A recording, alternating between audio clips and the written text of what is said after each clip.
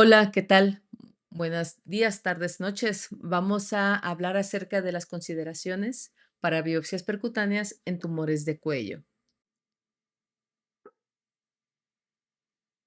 El contenido que abarca esta presentación es de generalidades, el abordaje o posibilidades de abordaje, las consideraciones para la selección del paciente, los materiales a utilizar, el tipo de método de imagen que se puede tener como una alternativa, los cuidados de la muestra y los cuidados posteriores para después de la obtención de la biopsia, tanto para el paciente como para el equipo. Bueno, yo soy la doctora Mariana Estolano Rubio, trabajo en el Hospital de Oncología de Centro Médico Nacional y este es un grupo, una selección de mis residentes de imágenes que obtuvimos en diferentes momentos y bueno, estos residentes van cambiando cada 2 meses aproximadamente, algunos cada mes y regresan a sus sedes. Son de diferentes partes de la República, de ahí viene la responsabilidad tan grande de prepararlos para que vayan a sus sedes y a sus estados a preservar la salud de la mejor manera, siempre procurando la salud y el bienestar del paciente. Una imagen no representa lo mismo para todos. ¿Qué es lo que determina el cambio en la posibilidad de observación? Va a ser el conocimiento. En esta imagen que realizó Octavio Ocampo podemos observar un Quijote, ¿no? El Quijote de la Mancha, que es realmente su nombre Alonso Quijano, perdón. Y Alonso Quijano, a la edad de los 50 años, en la historia que nos relata Cervantes, pierde la razón.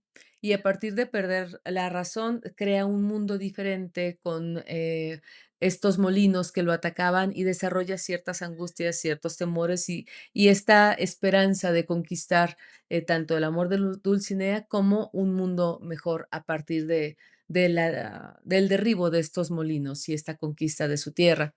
En esta imagen podemos observar tanto el rostro nostálgico de un anciano como, bueno, las figuras completas de un caballero, que sería Don Quijote, Sancho Panza. En el cielo se vislumbra la imagen de Dulcinea y vemos en esta perspectiva de fondo demonios y estructuras que lo observan y lo acosan. De la igual manera, hacia sus hombros vemos rostros de angustia. Y bueno, si conocemos la historia del Quijote, la interpretación de la imagen cambia.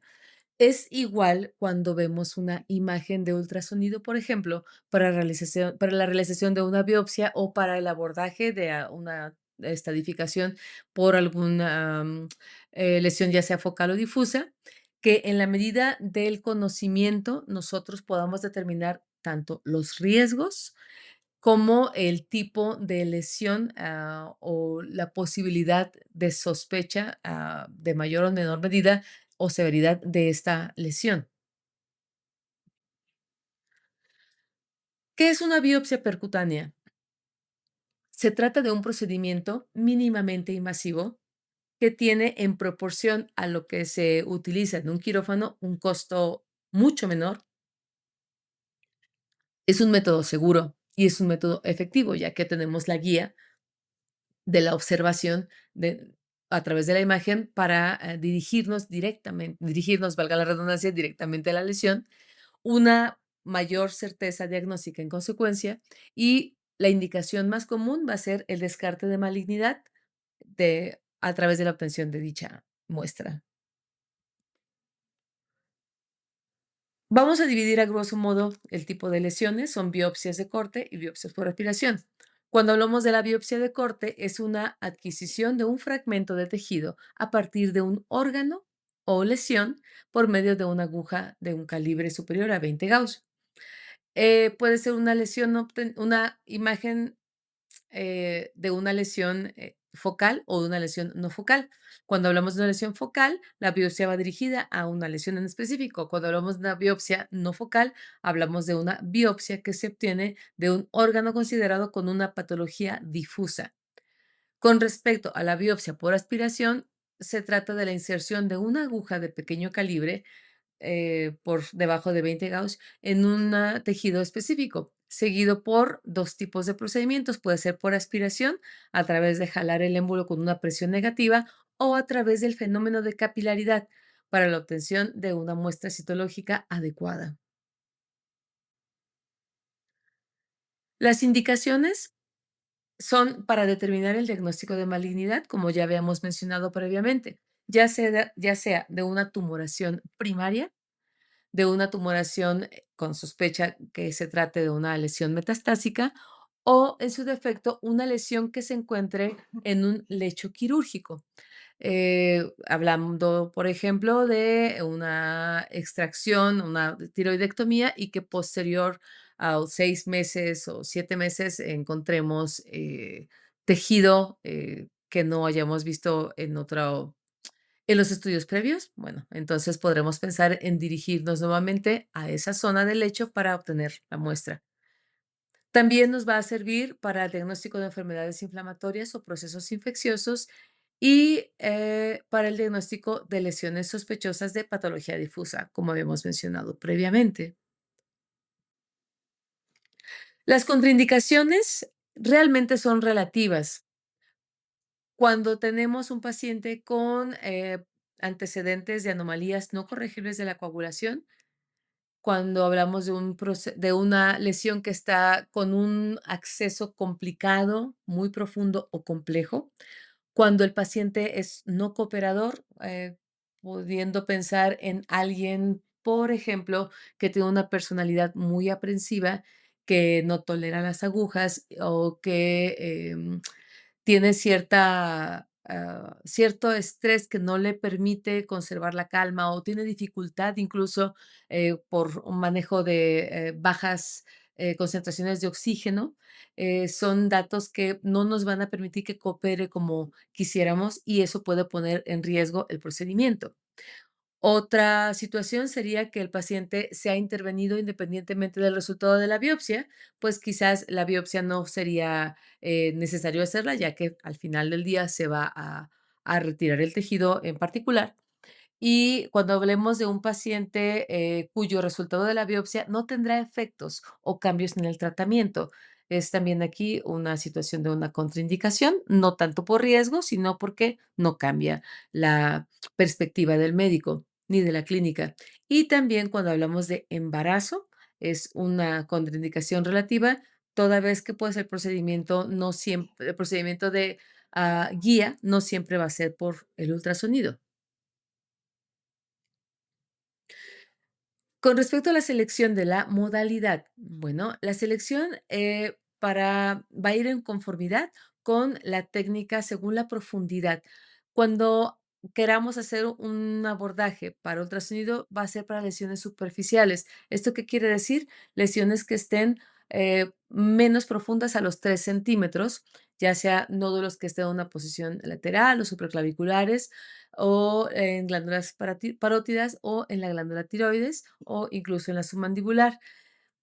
¿En qué casos podríamos pensar en hacer una lesión, en abordar una lesión más profunda? Cuando contamos con agujas tipo chiva, ¿no? Y que podamos extendernos un poco más, si es que tenemos la expertise para dirigir una aguja tan fina a la lesión. Cuando tenemos una lesión más profunda a los 3 centímetros, podemos pensar en realizar una biopsia guiada por tomografía computarizada, ya sea hacia la base de cráneo, los espacios parafaringios o retromandibulares, donde el ángulo mandibular por el ultrasonido no nos permita guiarnos. La elección del tipo de aguja va a ser, la 22 a 25 Gauss, va a ser adecuada para carcinomas epidermoides, el melanoma o el carcinoma papilar de tiroides. Claro, estamos pensando en la sospecha de este tipo de diagnósticos.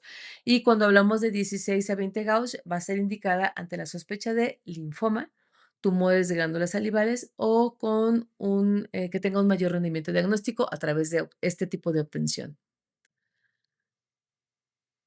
Cuando estamos planeando construir una casa, o cuando planeamos una boda, unos 15 años, hacemos una lista de las cosas que tenemos que cubrir para que todo nos salga bien. Bueno, pues de la misma manera se va a realizar una lista de verificación para la realización de este tipo de procedimientos. Previo a que tengamos al paciente en sala, es importante primero tener un conocimiento de los datos clínicos que hayamos podido corroborar, ya sea con el médico clínico, con el expediente que tengamos en resguardo y podamos hacer una segunda corroboración con el paciente. Es importante verificar los estudios de imagen previos.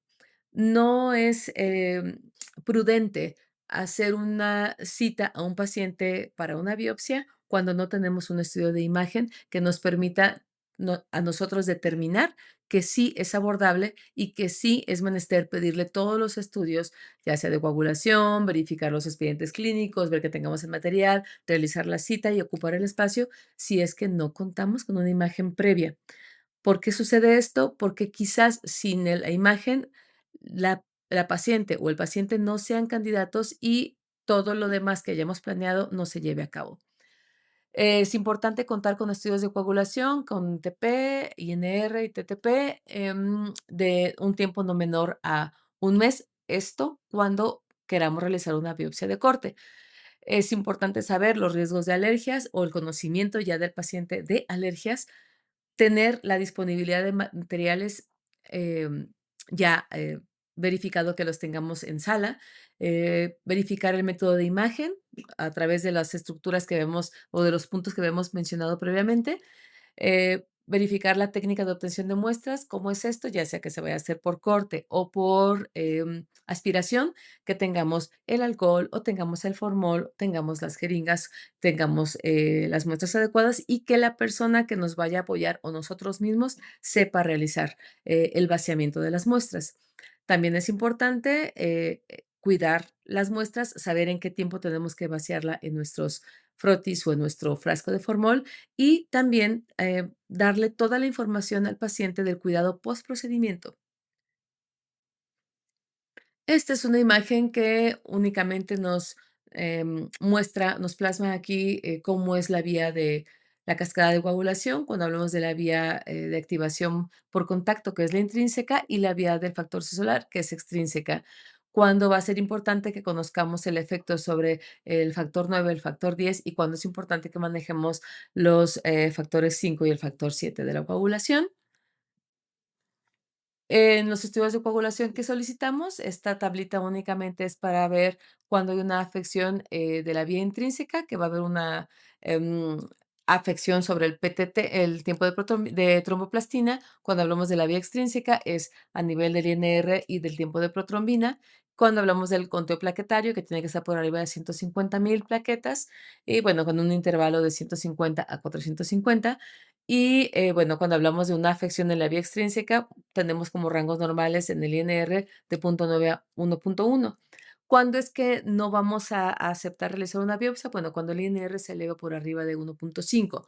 En el caso del tiempo de tomoplastina, bueno, es de 25 a 35 segundos y ahí va a ser importante que conservemos este intervalo. Eh, con respecto al tipo de sangrado, generalmente no se cuenta con una indicación antes del procedimiento para hacer este tipo de pruebas.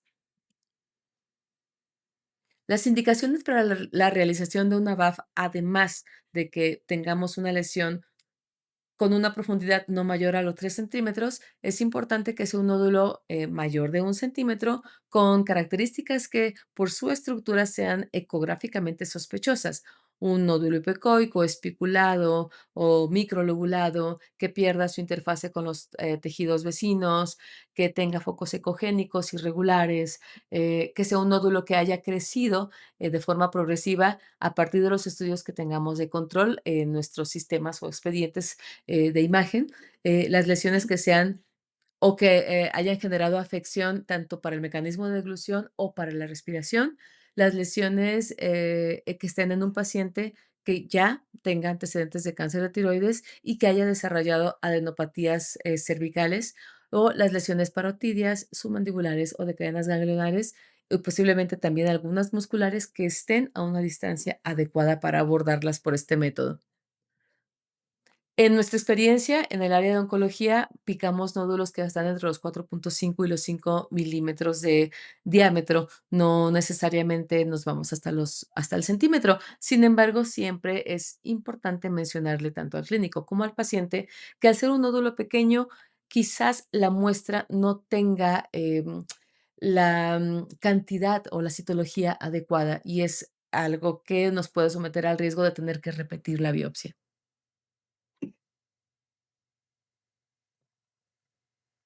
¿Qué es importante de considerar para una biopsia percutánea? Bueno, ya que tenemos la lista de verificación bien checada, es importante ver qué tipo de biopsia está indicada, si es una biopsia de corte o es una biopsia por aspiración. Si dentro de la biopsia de aspiración, si es mejor realizar primero una aspiración del líquido que esté y dirigir después una segunda muestra, aparte de la que se obtenga del líquido de la lesión, obtener de la parte sólida la citología por medio de capilaridad, cuántas muestras vamos a requerir y cuánto podemos avanzar con la aguja. Esto va a estar determinado por el borde. Cuando hablamos de una lesión, por ejemplo, que vamos a tener una biopsia de corte, es manejar la entrada de la aguja al margen de la lesión o si no, si nos vamos a poder extender más hacia la porción central, si hay áreas de necrosis, si hay áreas muy vascularizadas o hay el riesgo de que nos sobrepasemos a la lesión y que podamos afectar a algún órgano clave, algún vaso o incluso a la misma vía aérea y entonces poder determinar hasta dónde podemos avanzar nuestra aguja. Y en un momento determinado también en la posibilidad de la utilización de esta herramienta que es el coaxial, de tal manera que así no sometamos a un trauma constante por estar entrando por diferentes vías, aunque sea la misma lesión.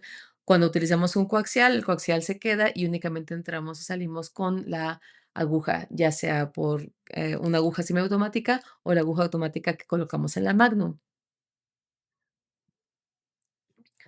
Cuando vamos a hacer una biopsia, guiada por ultrasonido, es importante respetar, la guía que nos proporciona nuestro transductor. Cuando nosotros tenemos una aguja en paralelo al transductor bien pegadita a esta línea, difícilmente vamos a perderla, y va a depender la angulación en ese paralelismo que vamos a determinar a través de la profundidad de la lesión. Si tenemos una lesión que está a 7 milímetros, quizás si la angulamos a 30 grados, vamos a llegar sin ningún problema a la lesión. Pero si la lesión está a 1.8 centímetros, quizás sea importante que la mantengamos prácticamente paralela, entrando sí, como tal, en paralelo y angulemos ya que estemos aproximadamente a una distancia de unos 9 milímetros, angulamos nuestra aguja y así vamos a llegar sin ningún problema a una lesión, angulándola aproximadamente unos 60 grados. Todo esto lo vamos a poder estar, como estamos siendo guiados por el ultrasonido, lo vemos en tiempo real y no nos vamos a perder si no desviamos el paralelismo de la aguja.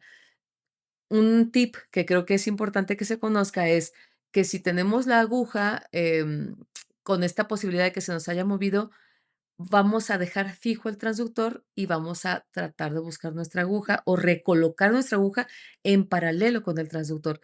Si no vamos a mover nuestra aguja, entonces vamos a buscar la aguja con el transductor. ¿Cuándo vamos a hacer esto? Cuando tengamos el riesgo de dañar algún área vascular o alguna estructura que esté muy cercana a la lesión y que no queramos afectar. Nos dejamos de mover con la aguja y movemos el transductor. Si no podemos encontrarla, entonces retiramos la aguja y recolocamos sin someter al paciente a mayor riesgo. Cuando hablamos de una aguja de corte, bueno, aquí estamos viendo una lesión muy pequeñita y vemos que la aguja la colocamos marginal a la lesión.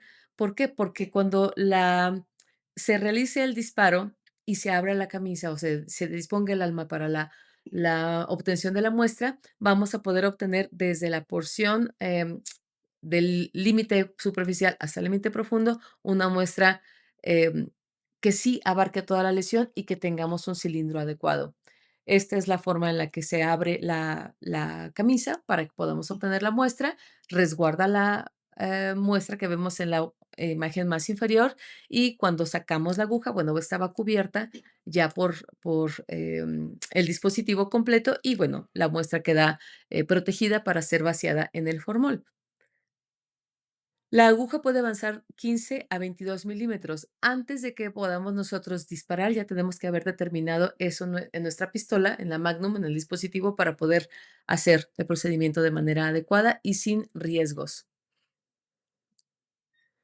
Aquí les presento en la imagen superior un coaxial. Los coaxiales van a tener diferente longitud y diferente calibre.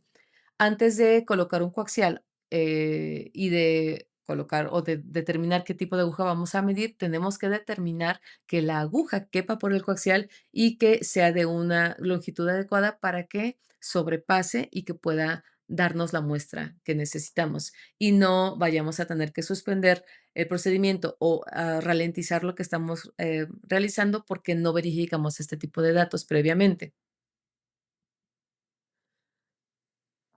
Cuando se realiza la biopsia y ya todo, se termina, no vamos a levantar el transductor y ya limpiamos y así. Lo más importante es primero verificar, la situación del tejido o del órgano que se ha biopsiado, con la misma guía que utilizamos, que es el transductor o en su momento determinado con la obtención de algunos cortes bien dirigidos a un clúster que se dirige a través de la tomografía de la zona para poder determinar que no haya hematomas, que no haya sangrados, que no haya daño hacia otras estructuras. Si se trata de una lesión que quede muy apical, que no hayamos generado algún tipo de problema de un neumotórax, eso es lo que vamos a tener que revisar como un cuidado postbiopsia en el tiempo inmediato.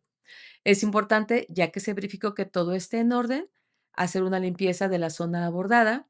En el dado caso que se haya realizado una biopsia de corte, realizar compresión de aproximadamente entre 5 y 7 minutos, si no se trata de una lesión que esté muy vascularizada, y colocar un Tegaderm que haga una compresión directa una vez que nosotros hayamos retirado la mano, ¿no? de la zona de compresión que estábamos realizando.